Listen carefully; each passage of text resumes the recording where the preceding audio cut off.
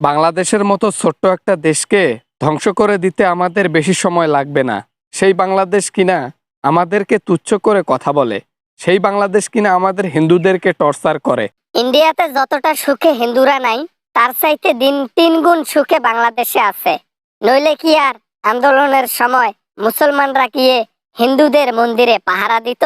লোক দেখানো ভালোবাসা ছিল, আর পিছন দিকে বাস দেবার বেলায় ঠিকই দিয়েছিল। এজন্য বাংলাদেশের সাথে যুদ্ধ লাগলে সেকেন্ডে উড়িয়ে দেব বাংলাদেশকে মিসাইল দিয়ে।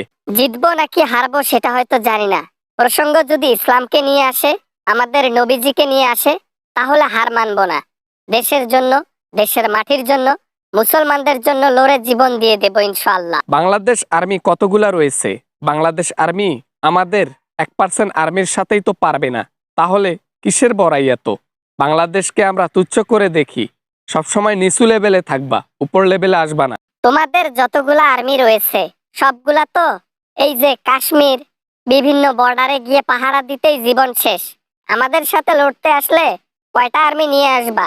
এদিকে আর্মি আসবে, ওদিকে কাশ্মীর দখল করবে আমাদের মুসলমান ভাইয়েরা। বাবা না, মানে আমরা তাও যুদ্ধ করব। আরে বাংলাদেশ ছোট্ট মোট্ট একটা দেশ, নাই তাদের কাছে পারমাণবিক বোমা, নাই তার কাছে কোনো মিসাইল টিসাইল, কি দিয়ে যুদ্ধ করবে? লাঠি আর খোটা। আমরা মুসলমান, আর মুসলমানদের জোর কোথায় জানেন? আমাদের ইমানে।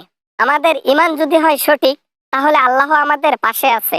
আল্লাহ সব দিক থেকে আমাদের সাপোর্ট করবেন।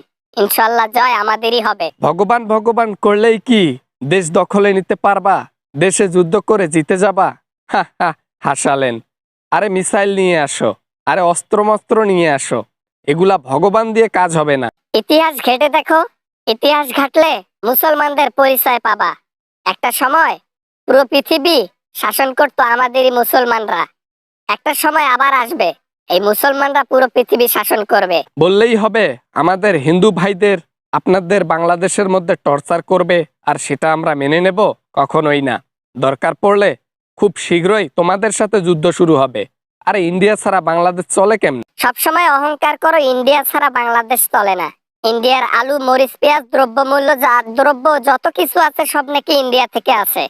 কেন বাংলাদেশের কিছু যায় না ইন্ডিয়াতে? অস্বীকার করো কেন? হ্যাঁ, নাকি বলতে লজ্জা পাও?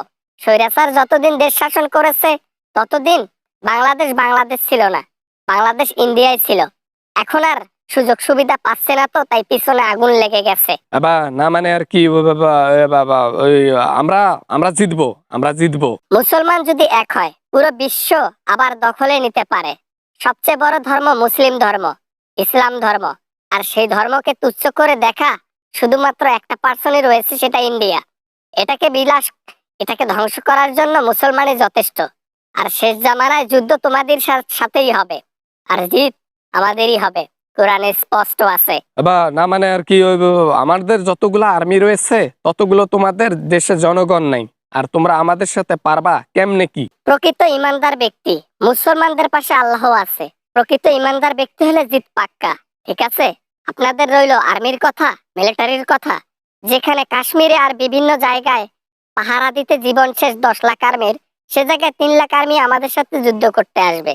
ওদিকে 10 লাখ আর্মি যদি কাশ্মীর থেকে আমাদের দেশে আসে, মুসলমান ভাইরা ওদিকে কাশ্মীর দখল করে ফেলবে। চতুর্দিকে মুসলমানের চাপ সৃষ্টি হবে। ইন্ডিয়াকে উধাও করে দিতে খুব বেশি সময় লাগবে না মুসলমানদের। তাই যেখানে আছো ভালো থাকো, লাগতে আসলে ধ্বংস হয়ে যাবা ইসলামের জন্য। আসসালামু আলাইকুম বন্ধুরা, আশা করি ভালো আছেন সবাই। ভিডিওটা কেমন লাগলো তা কমেন্ট করে জানাবেন। ভিডিও ভালো লাগলে লাইক করবেন, আর চ্যানেলে নতুন হয়ে থাকলে অবশ্যই চ্যানেলটি সাবস্ক্রাইব করবেন। এরকম ভাবে সাপোর্ট করবেন, আর এরকম অ্যামেজিং ভিডিও নিয়ে দেখা হবে আপনাদের সাথে পরের ভিডিওতে। ততক্ষণ পর্যন্ত সবাই ভালো থাকবেন, সবাই সুস্থ থাকবেন। খোদা হাফেজ।